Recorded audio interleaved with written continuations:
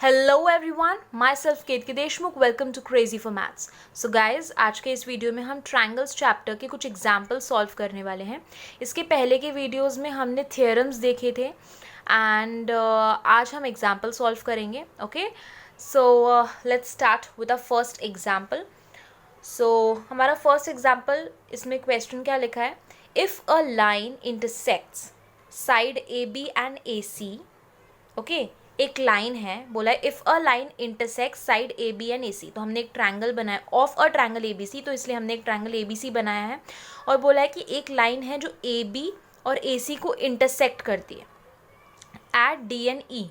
ठीक है, तो एक लाइन यहाँ एक बनेगी, एक लाइन जो ए बी और ए सी को डी एंड ई पे इंटरसेक्ट करती है। ठीक है, and is parallel to B C, और वो बी सी को पैरेलल है, साइड बी सी को पैरेलल है। और हमें ये प्रूव करना है that A D upon A B is equal to A E upon A C. ठीक है, तो अब पहले डायग्राम में जो कुछ क्वेश्चन में लिखा है वो वैसा हम डायग्राम बना लेते हैं and then we will prove this. Okay, तो बेसिकली बी सी से पैरेलल एक लाइन हमें ड्रॉ करनी है। सो ये हमने एक लाइन ड्रॉ कर ली बी सी से पैरेलल, और बोला है कि ए बी और ए सी पे इंटरसेक्ट कर रही है at point D and point E. ठीक है, तो अब हमें क्या प्रूफ कर रहे हैं? That A D upon A B, मतलब ये छोटा पार्ट अपॉन ये पूरा side is equal to A E upon A C.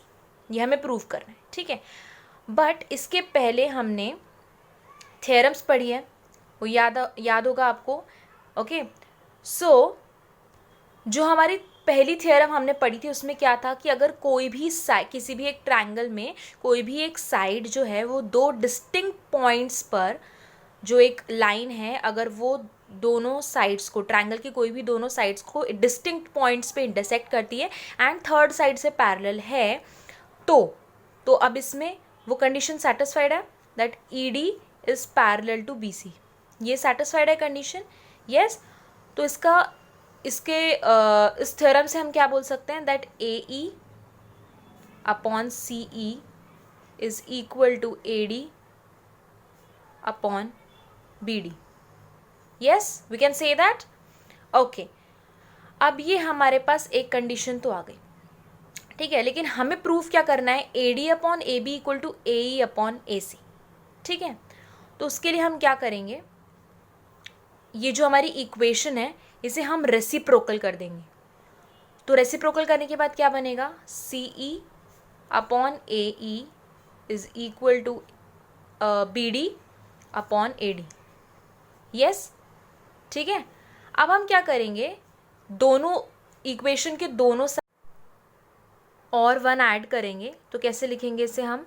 C E upon A E plus one equal to B D upon A D plus one. ये हम लिखेंगे।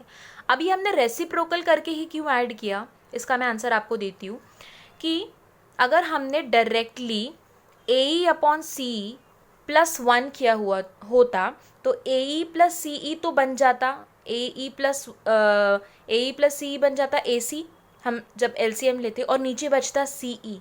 लेकिन हमें प्रूफ करने के लिए सी ई कहीं भी यूज़ नहीं करना है, हमें क्या यूज़ करना है? ए ई। हमारे पास सिंगल टर्म आना चाहिए ए ई, इसलिए हमने रेसिप्रोकल किया है। And similar is the case with A D. अगर A D plus B D किया तो ए बी बनेगा, लेकिन नीचे क्या बचेगा? बी डी, जो हमें चाहिए ही नहीं प्रूफ में।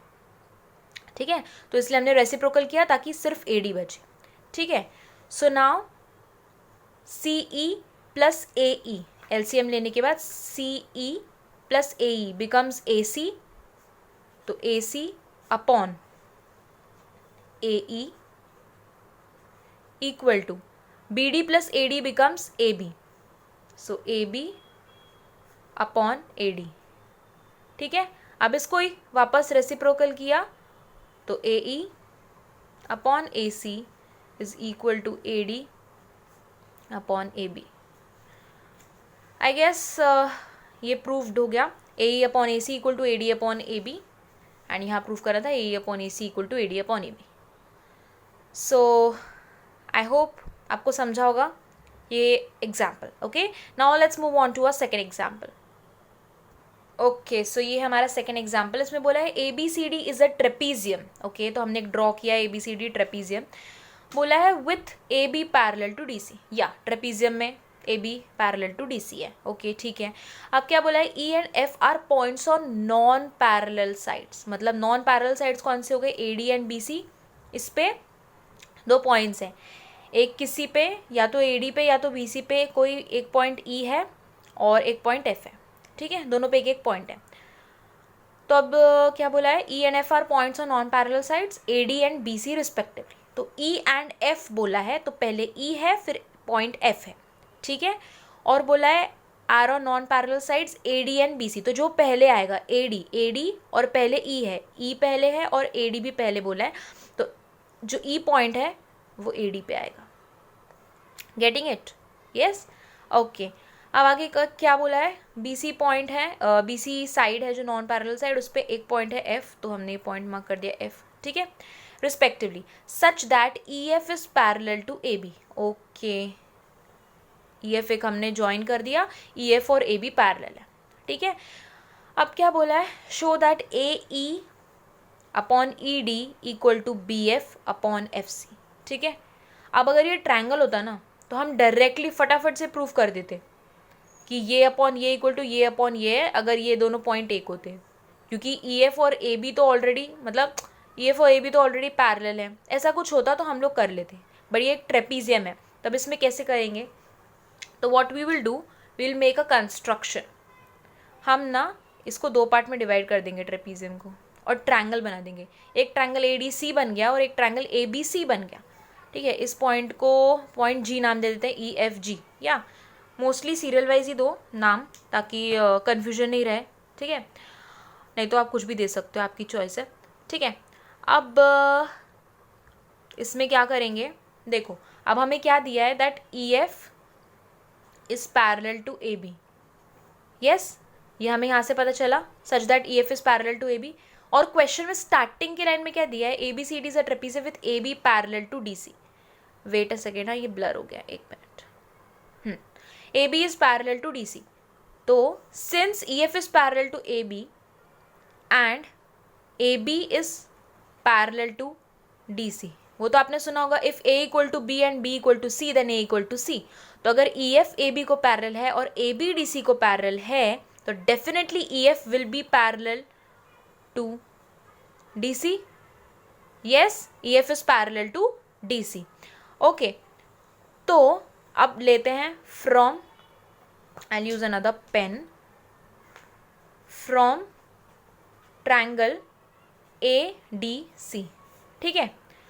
अब E F is parallel to, from triangle A B C E F is parallel to D C, yes, या फिर हम ये भी बोल सकते हैं that E G is parallel to D सी, क्योंकि जी पॉइंट जो है वो ई एफ लाइन पे ही लाई करता है, ठीक है। तो अगर E G is parallel to D C, अगर E F parallel to D C है तो therefore E G will be parallel to D C, yes. तो अगर ये दोनों लाइन पैरेलल हो गई और ये दोनों दूसरे जो साइड्स हैं, दो बाकी के दो जो साइड्स हैं उसको ये लाइन दो डिस्टिंक्ट पॉइंट्स पे कट कर रही है, तो definitely we can say that A E upon E D is equal to A G upon C G, yes, we can say that, ये गई हमारी फर्स्ट इक्वेशन, ठीक है। अब है हमारा दूसरा triangle, triangle A B C, ठीक है। तो अब लिखेंगे from triangle A B C, again हम ये बोल सकते हैं दैट जैसे E F is parallel to A B है तो therefore G F is parallel to A B, yes, तो हम यहाँ पे लिख देंगे G F is parallel to A B, ठीक है।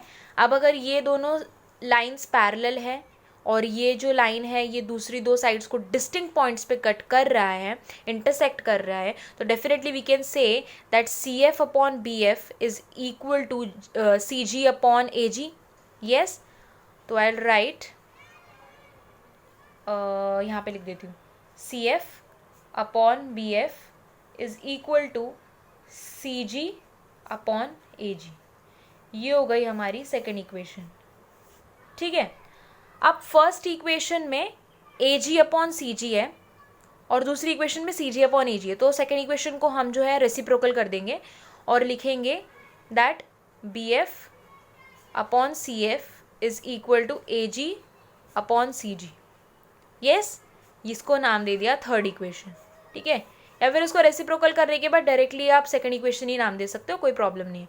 अब from first and third equation what we can say, ये भी ए जी अपॉन ए जी की सी जी के इक्वल है और ये भी ए जी अपॉन सी जी के इक्वल है। So from first and third equation, from first and third equation we can say that A E upon E D is equal to B F upon C F या फिर F C, कुछ भी लिख सकते हैं, no problem, ठीक है।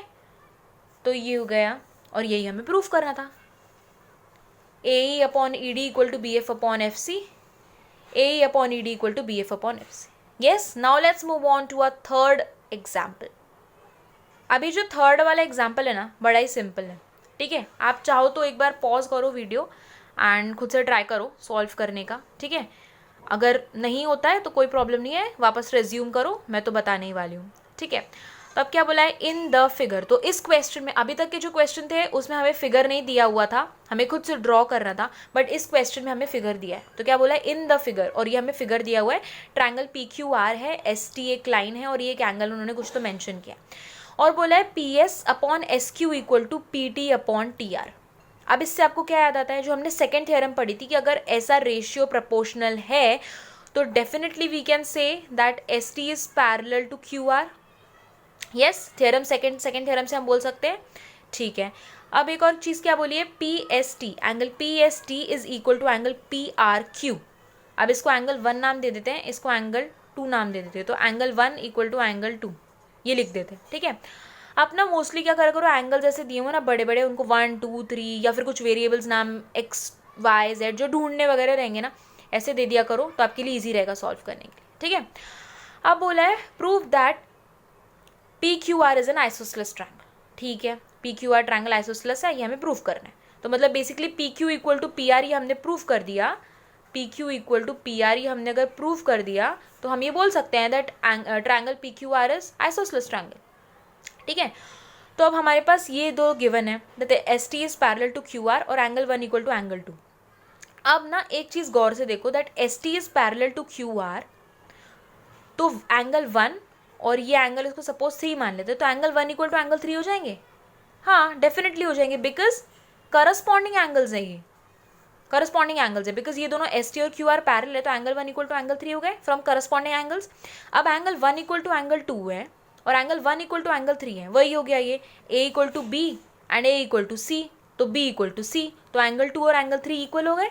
Yes, from, इसको फर्स्ट इक्वेशन नाम दे दो, इसको सेकेंड इक्वेशन नाम दे दो। So from first and second equation we can say that angle 2 equal to angle 3, और यहाँ पे लिख देना ये करस्पॉन्डिंग एंगल्स से, ठीक है, ये मत भूलना। और हाँ, जब भी आप कभी एंगल्स इक्वल है, साइड्स इक्वल है, तो उसका रीज़न लिखना कभी मत भूलना, ये याद रखना हमेशा, ठीक है। उसके मतलब उसके भी मार्क्स रहते हैं, ओके, क्योंकि आपने से लिख दिया है तो तुक्के में लिखा होगा या सही लिखा है क्या, उनको एग्जामिनर को कैसे पता चलेगा जो चेक कर रहा है पेपर। तो हमेशा साइड में ऐसे ब्रैकेट में से करके एंड रीज़न लिखो हमेशा, ठीक है। और इक्वेशंस नंबर दो ताकि you can directly relate to the equations, ठीक है। अब क्या बोला, एंगल 2 इक्वल टू एंगल 3। अब ट्रायंगल की प्रॉपर्टी तो आपको पता है, अगर एंगल का अपोजिट, अगर दोनों एंगल्स इक्वल है तो उनके अपोजिट साइड्स भी इक्वल होते हैं। अगर angle 2 is equal to angle 3 तो एंगल 2 के अपोजिट साइड क्या हो गई, पी क्यू, एंड एंगल 3 के अपोजिट साइड क्या हो गई, पी आर। तो अगर if angle 2 equal to angle 3 then angle नहीं, P Q equal to P R, यही तो हमें प्रूव करना था। अगर P Q equal to P R है तो triangle P Q R is an isosceles triangle, ये प्रूव हो गया था ना, ये simple.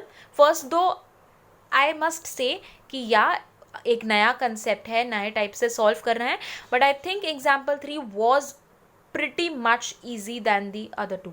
okay, so guys, this is how we have solved 3 examples, and next वाले वीडियो में हम लोग एक्सरसाइज सॉल्व करेंगे, ठीक है।